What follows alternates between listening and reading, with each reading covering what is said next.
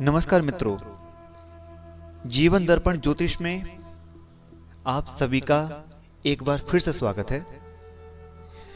मेरा नाम है दिवाकर वशिष्ठ। मित्रों, आज का जो हमने विषय चुना है वो बहुत सारी बातों को ध्यान में रख के चुना है।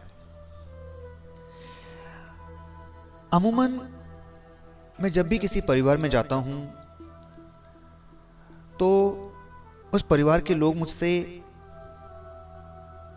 एक ही प्रश्न करते हैं कि पंडित जी, हमने अपने घर का जो मंदिर है क्या वो सही दिशा में बनाया है, और क्या हमारे घर में जो मूर्तियां हैं मंदिर में वो ठीक हैं, हमें इतनी ही प्रतिमा रखनी चाहिए, और हमें पूजा किस प्रकार से करनी चाहिए अपने भगवान की।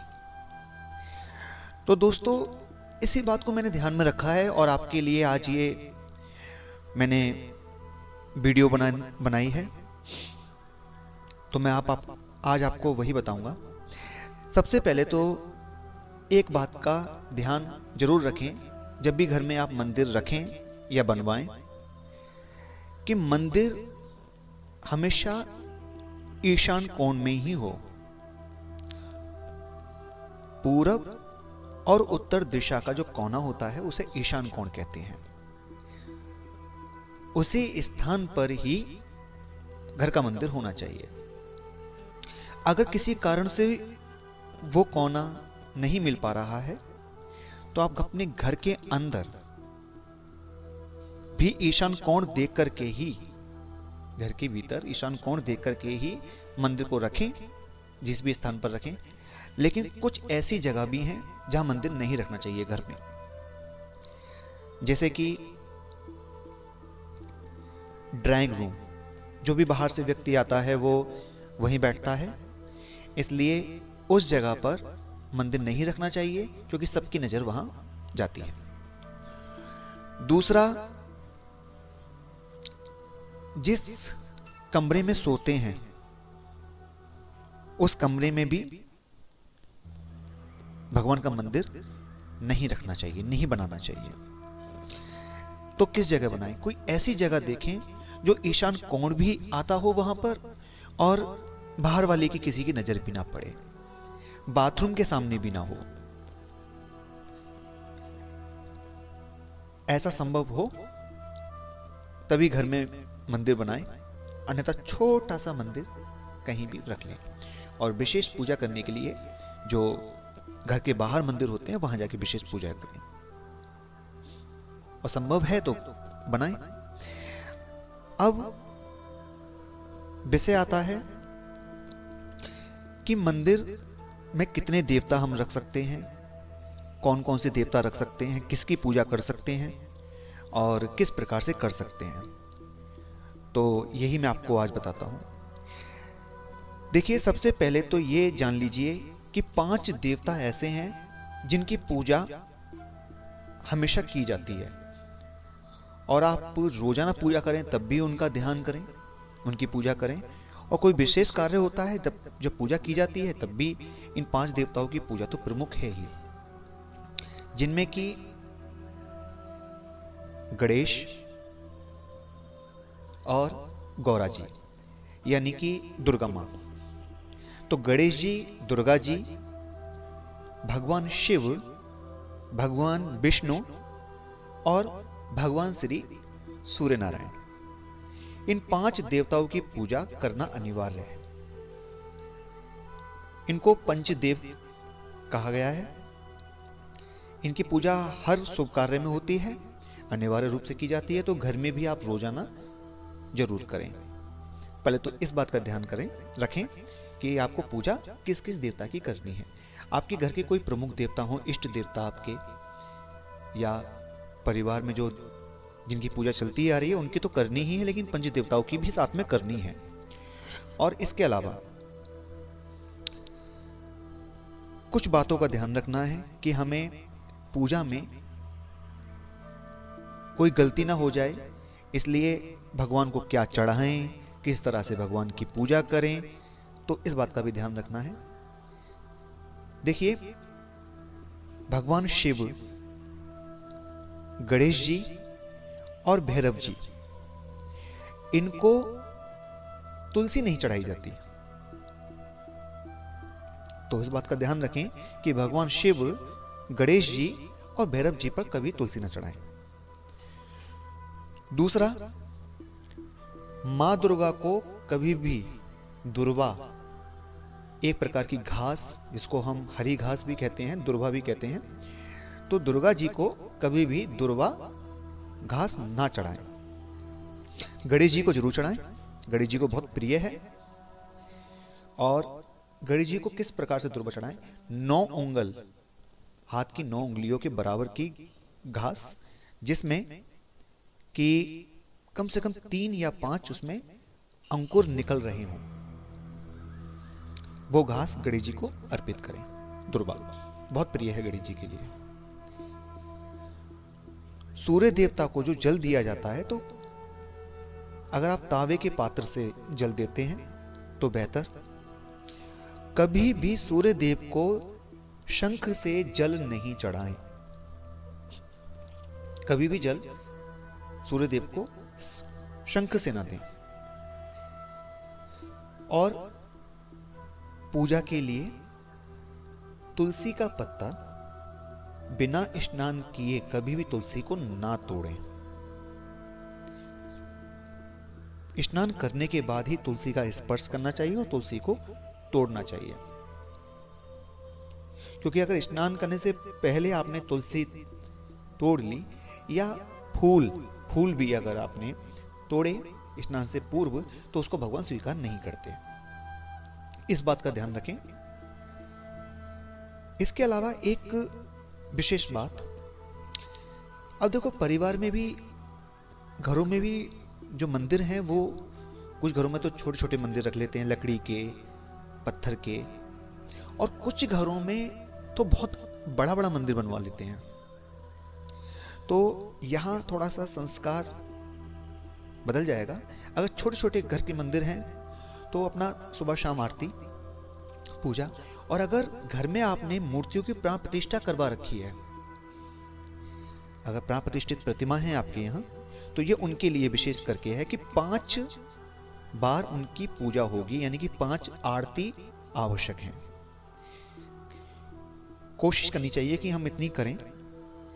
शास्त्रों के अनुसार तो यही बताया है कि पहली आरती सुबह 5 बजे से 6 बजे के बीच हो जानी चाहिए भगवान की। उसके बाद दूसरी आरती 9 बजे से लेकर 10 बजे तक, जब आप भगवान का भोग लगाएंगे, ये दूसरी आरती है। और तीसरी आरती दोपहर को, और तीसरी आरती के बाद मंदिर में पर्दा डाल दें और भगवान को विश्राम करने दें। इसके बाद चौथी आरती 4 से 5 बजे शाम को चौथी आरती होती है, जब मंदिर खोला जाता है।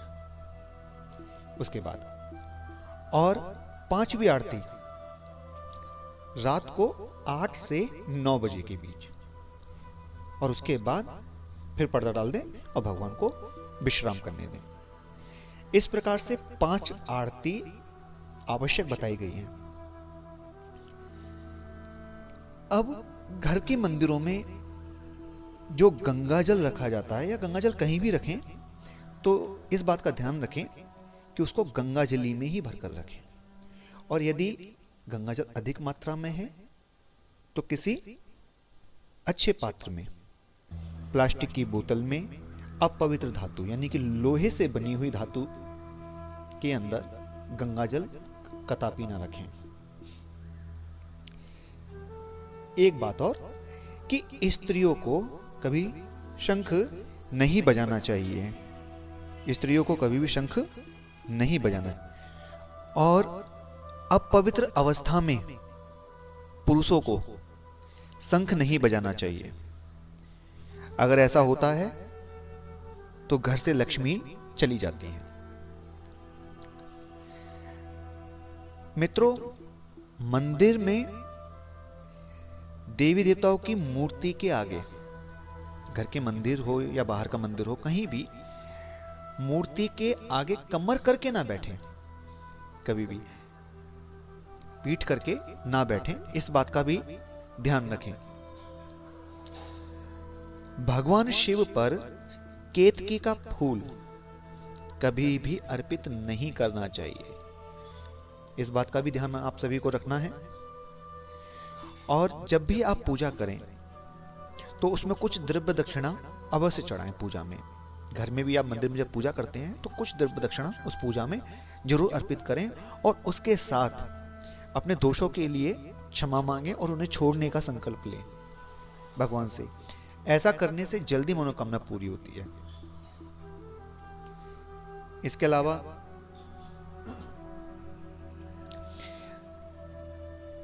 दुर्वा घास, जो मैंने भी बताया गणेश जी को प्रिय है, गणेश जी को चढ़ानी चाहिए, उसको रविवार के दिन ना तोड़ें, रविवार वर्जित है। और मां लक्ष्मी को विशेष रूप से कमल पुष्प बहुत प्यारा है। कहा जाता है कि एक कमल पुष्प को 5 दिन तक जल छिड़क छिड़क के लक्ष्मी जी को चढ़ा सकते हैं। आपने आज चढ़ाया एक ही कमल पुष्प और कल भी चढ़ाना है, और कल उपलब्ध नहीं है तो आप उसी कमल पुष्प को जल छिड़क के उसके ऊपर और उसको दोबारा अगले दिन चढ़ा सकते हैं। बात ध्यान रखनी है, पुष्प कभी भी धोए नहीं जाते, जल में कभी भी डुबाकर पुष्प नहीं धोए जाते, सिर्फ जल छिड़क के उनको शुद्ध किया जा सकता है। तो जल छिड़क करके आप कमल पुष्प को 5 दिन तक अपने इस्तेमाल में लक्ष्मी जी की पूजा में ले सकते हैं। और भगवान शिव को बेलपत्र बहुत प्रिय है, सभी को पता है। तो बेलपत्र के बारे में कहा गया है कि 6 महीने तक बेलपत्र वासा नहीं माना जाता, इसलिए जल छिड़क छिड़क के उसको आप बार बार भगवान शिव को अर्पित कर सकते हैं, वो स्वीकार कर लेते हैं। और तुलसी के पत्तों को 11 दिनों तक बासी नहीं मानते। इनकी पत्तियों को भी हर रोज जल छिड़क करके और इस्तेमाल किया जा सकता है भगवान की पूजा के लिए। आमतौर पर फूल तोड़ते हैं और फूलों को हाथ में लेकर के ही एक एक करके भगवान पे चढ़ाते हैं, लेकिन ध्यान ये रखना है यहां कि फूल को कभी भी हाथ में लेकर के और दूसरे हाथ से ना चढ़ाएं। फूल को किसी पात्र में रखें और एक एक करके फूल उठाएं और भगवान जी को चढ़ाएं।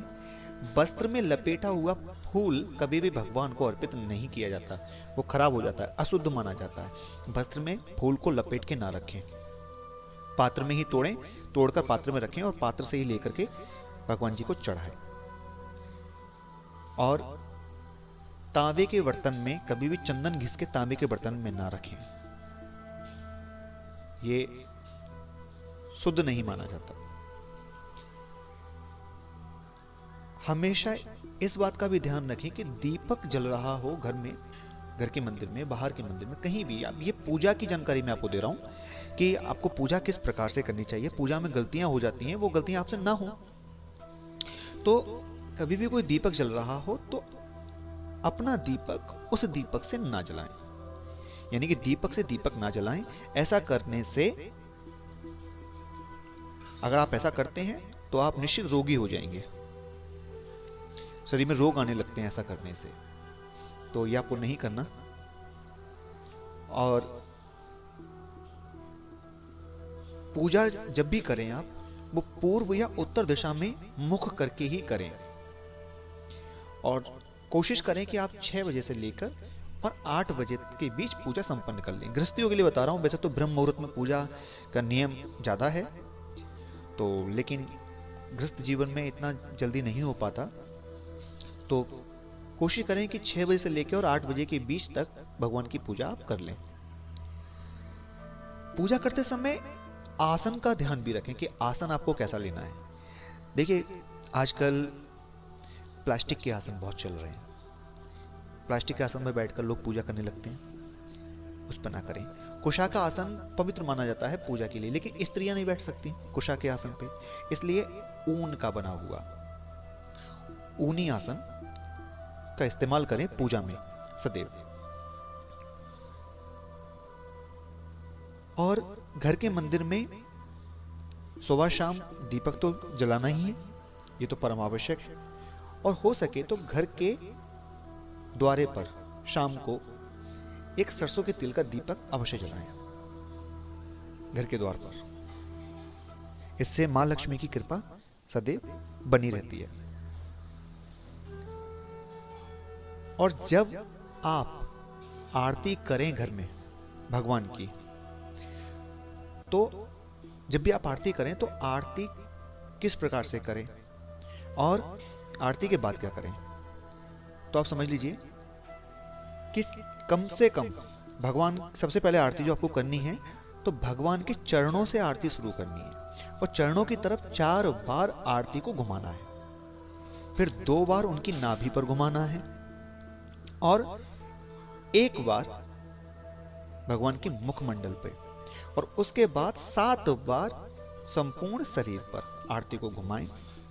आरती हो जाने के बाद उसी स्थान पर खड़े होकर के भगवान जी की कम से कम 3 परिक्रमा अवश्य कर लें। रविवार के दिन, एकादशी के दिन, द्वादशी के दिन, संक्रांति पर और संध्या काल में तुलसी के पत्ते को ना तोड़ें। रविवार को, एकादशी को, द्वादशी को, संक्रांति को और पूर्णिमा को भी बताया गया है, बहुत से ग्रंथों में तो पूर्णिमा ही बताई है। और सायंकाल के समय तुलसी ना तोड़ें पूजा के लिए भी। लेकिन एक बात का विशेष ध्यान रखें कि अगर शालिग्राम जी की पूजा के लिए तुलसी की आवश्यकता है तो इन निषिद्ध तिथियों में भी, निषिद्ध समय पर भी आप तुलसी ले सकते हैं, तोड़ सकते हैं। अगर शालिग्राम जी की पूजा आपको करनी है तो दोष नहीं लगेगा। अब बात आती है कि पूजा घर में कितने देवता, कितने भगवान रखें और कितने बड़े बड़े रखें। तो 9 इंची से बड़ी कोई भी मूर्ति आप घर में ना रखें। घर के मंदिर में 9 इंच से बड़ी नहीं होनी चाहिए। अगर 9 इंच से बड़ी हुई तो आपको प्राण प्रतिष्ठा करवानी पड़ेगी। और गणेश जी की, सरस्वती जी की, लक्ष्मी जी की मूर्ति कभी भी खड़ी नहीं होनी चाहिए। खड़ी अवस्था में ना हो, ये बैठे हुए हों गणेश जी, लक्ष्मी जी और सरस्वती जी। अब कितनी मूर्तियां होनी चाहिए? गणेश जी की और देवी जी की 2 मूर्ति तक रख सकते हैं आप, 3 ना करें। 3 नहीं होनी चाहिए, 2 तक रख सकते हैं। 2 शिवलिंग नहीं होने चाहिए। घर के अंदर शिवलिंग, घर के मंदिर में शिवलिंग रखने के बारे में मैंने पिछली वीडियो में बताया है, आप देख सकते हैं। अगर आप घर में शिवलिंग रखते हैं तो एक ही शिवलिंग रखें, 2 शिवलिंग ना रखें। 2 शालिग्राम ना रखें। सूर्य देवता की प्रतिमा भी 2 ना रखें। और गोमती चक्र जो आते हैं उनको भी आप 2 ना रखें, 1 ही रखें। अगर आप अधिक मात्रा में रखेंगे तो घर में कलेश, परेशानियां ये शुरू हो जाते हैं, तो ये अच्छे नहीं होते, शुभ नहीं माने जाते, इसलिए। और अपने घर के मंदिर में आप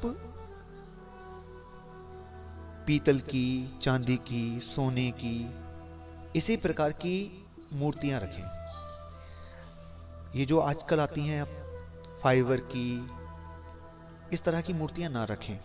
और गिफ्ट में मिली हुई मूर्तियां तो हरगिज ना रखें। किसी के पास से गिफ्ट में मिल जाती हैं वो मूर्तियां बिल्कुल भी ना रखें। आप जो स्वयं लाए हों बाजार से भगवान की न्यौछावर राशि दे करके उन्हीं प्रतिमाओं को रखें। और अगर कोई तस्वीर, मूर्ति खंडित हो जाती है तो उसको तुरंत घर के मंदिर से हटा दें और किसी पवित्र नदी, जलाशय पर जाकर के उनको जल प्रवाह कर दें। अब मंदिर के ऊपर मैंने देखा है कि घरों में जो मंदिर होते हैं उनके ऊपर सामान रखने के लिए रैक इत्यादि बना देते हैं लोग, तो उनमें मंदिर के ऊपर कभी भी इस तरह से भगवान के वस्त्र, आभूषण, किताबें इत्यादि भगवान के ऊपर ना रखें। मंदिर के ऊपर भगवान से ऊपर हो जाएंगे वो, इसलिए वो वहां ना रखें। और आपके घर के मंदिर में प्रमुख देवता कौन से हैं? देखिए, सभी देवता प्रमुख हैं, लेकिन एक होता है कि हम विष्णु जी की पूजा करते हैं, हम दुर्गा जी की करते हैं, हम गणेश जी को विशेष मानते हैं, तो वो प्रमुख देवता हो गए। तो आपके घर में जो भी प्रमुख देवता हों तो उनके लिए परिक्रमा भी बताई गई है। विष्णु जी प्रमुख हैं आपके घर में तो आप उनकी 4 परिक्रमा दें। गणेश जी प्रमुख हैं तो उनकी 3 परिक्रमा दें। और यदि जो लोग सूर्यवंशी होते हैं, सूर्य देवता को मानते हैं, तो सूर्य देव की को जब भी जल चढ़ाएं तो उनकी 7 परिक्रमा दें। और यदि दुर्गा जी को प्रमुख मानते हैं, दुर्गा जी की पूजा है करते हैं आप, तो दुर्गा जी के लिए 1 परिक्रमा दें। और भगवान शिव के लिए आधी परिक्रमा दी जाती है। तो ये था हमारा आज एक छोटा सा विश्लेषण, पूजा पाठ कैसे करें, घर के मंदिर में देव भगवान को किस तरह से भगवान की पूजा करें, कितने भगवान जी बैठाएं, घर का मंदिर किस दिशा में हो। तो मैंने समझाने की कोशिश की है। आशा करता हूँ आप सभी को ये जानकारी पसंद आएगी। और अगर ऐसा है तो आप हमारे चैनल को सब्सक्राइब कर सकते हैं, जिससे जब भी मैं आप कोई भी नई वीडियो यहाँ डालूँ तो आपके पास उसकी जानकारी पहुँच जाए। आप इस वीडियो को लाइक भी कर सकते हैं, पसंद आती है तो अपने दोस्तों के साथ, अपने मिलने वालों के साथ को शेयर करना ना भूलें। नमस्कार।